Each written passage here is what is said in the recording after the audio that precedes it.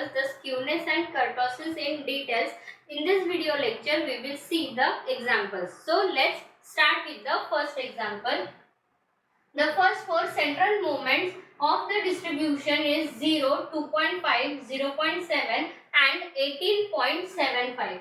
Comment on the skewness and kurtosis of the distribution. Here the first four central moments are given. Using those, first of all we have to calculate the skewness and kurtosis and then we have to comment on it. So let's start. We know that skewness, how we can calculate beta 1 is equals to mu 3 square upon mu 2 cube, right? What is the value of the third central moment? It is 0.7 square divided by second central moment is 2.5. So it is a 2.5 cube and value is 0.031. Now what is the interpretation? What is the meaning of this value? So whenever the value of a beta 1 is exactly equals to 0, that means there is no skewness in the data. But here the value is not exactly 0, but it is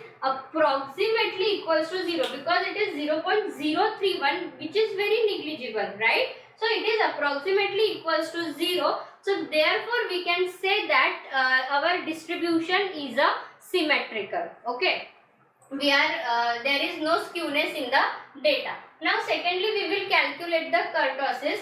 For that we will use formula of beta 2 and what it is mu 4 upon mu 2 square. What is the value of fourth central moment? It is 18.75 divided by second central moment is 2.5 its square. So here the value is exactly equals to 3 and we know that whenever the value of a beta 2 is exactly equals to 3, that means we are getting here a mesokurtic curve. Mesokurtic curve means a normal bell-shaped curve. Okay, so this is how we can interpret the skewness and kurtosis on the basis of a first four central moments.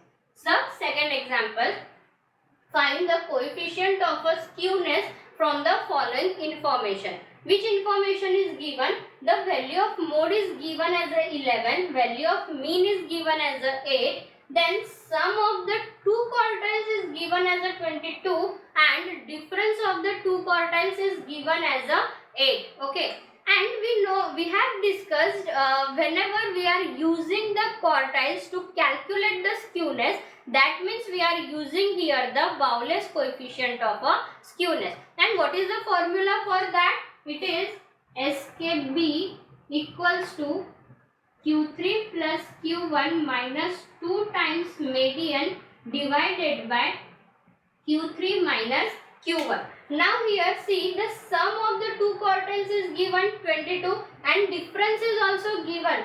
It is 8. Okay. But here the value of median is given. No, value of mode and mean is given but not the median. So first of all we have to calculate the value of the median. And how to calculate it? So we know the formula here. The formula is mode equals to 3 times median minus 2 times mean. So now we will substitute the values here. So value of mode is 11 equals to 3 times median minus 2 into value of mean is 8. So here we are getting 27 divided by 3 equals to value of median. That means 9 equals to the median. Okay, so this is the value of a median. Now we can substitute it and calculate the skewness easily. Sum of the two quartile is 22 minus 2 times median. Value of median is 9. 2 into 9 divided by difference given.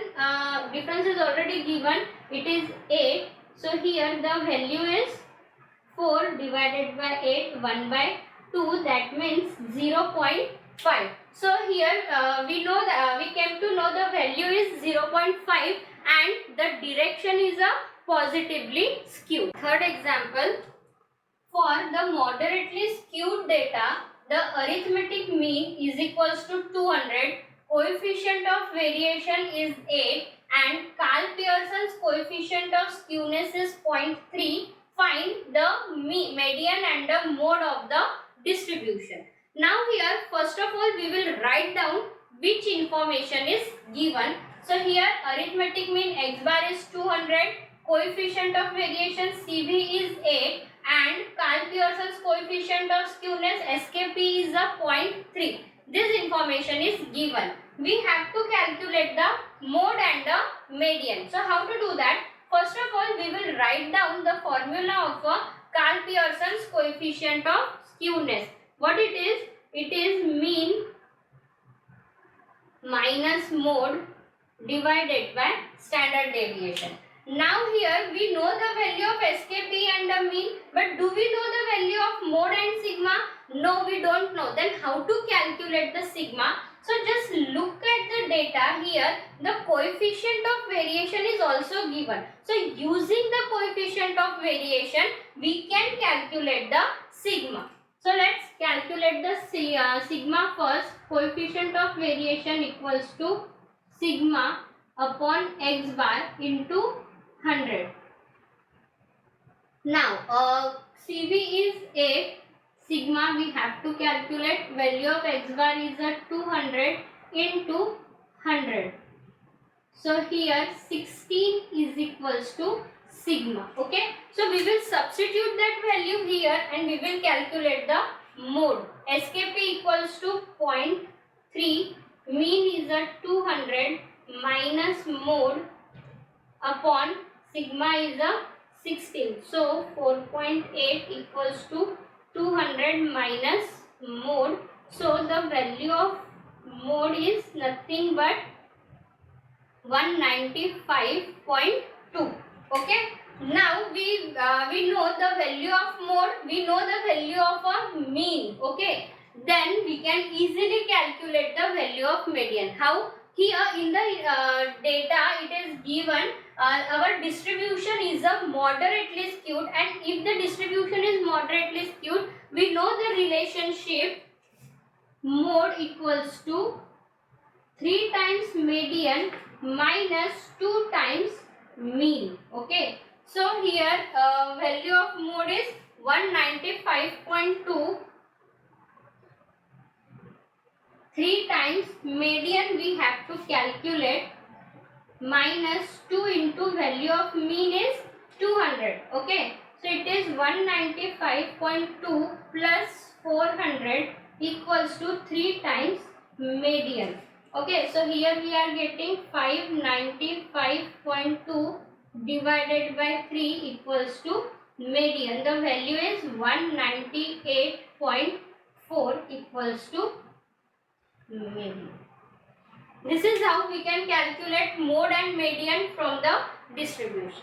Fourth example, for a group of 20 items, summation x equals to 1452, summation x square equals to 144280, mode of the data is 63.7, find the Pearsonian coefficient of a skewness. First of all, we will write down the Pearson's coefficient of skewness.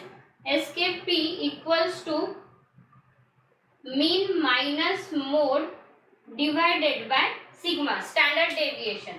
Now here the SKP we have to calculate and the value of mode is given. Okay, we have to calculate first mean and the standard deviation with the help of information given, and then we can calculate the SKP. So first of all, let's calculate the mean. What is the formula for mean? X bar equals to summation x upon total number of observation. Summation x is 1452 divided by 20 and it is nothing but 72.6. Okay, then we can calculate the sigma also with the help of information given. So here sigma equals to under root of summation x square upon n minus x bar whole square. Okay, so now we will substitute the values.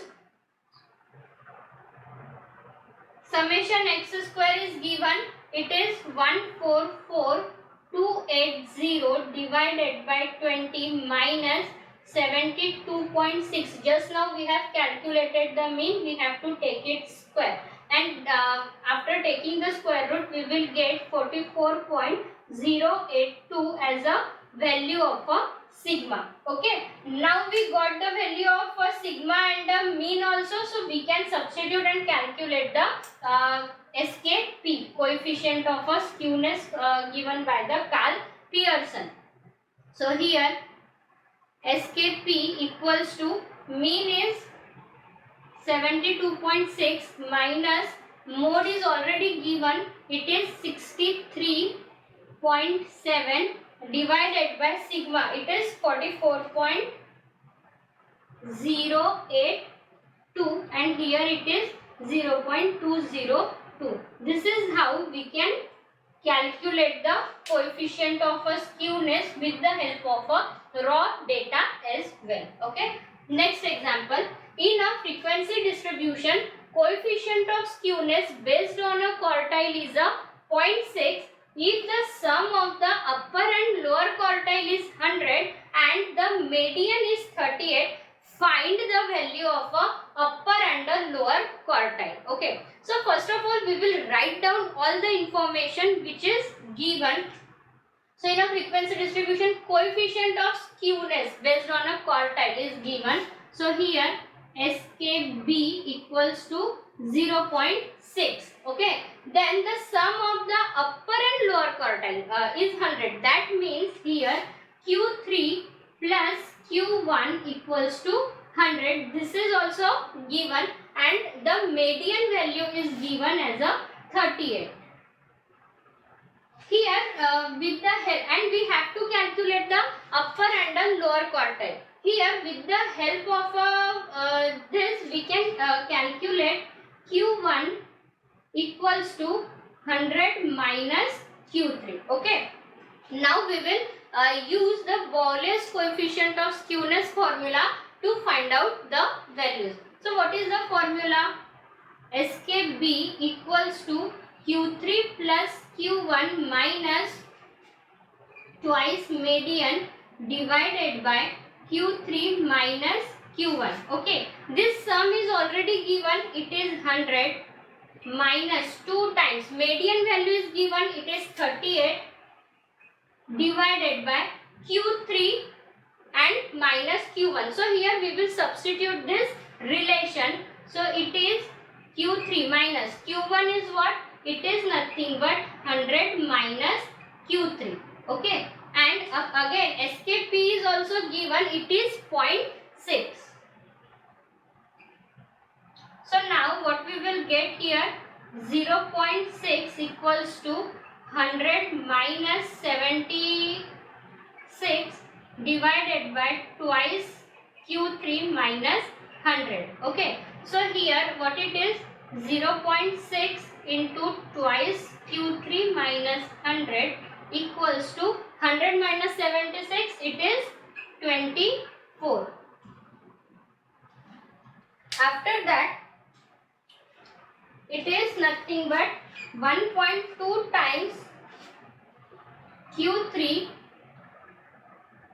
minus 60 equals to 24. So Q3 equals to, it is 84 divided by 1.2. So value of Q3 is nothing but 70. Now we got the upper quartile. We have to calculate the lower quartile as well. So how we can calculate? Here we can calculate Q1 equals to 100 minus Q3 which is 70.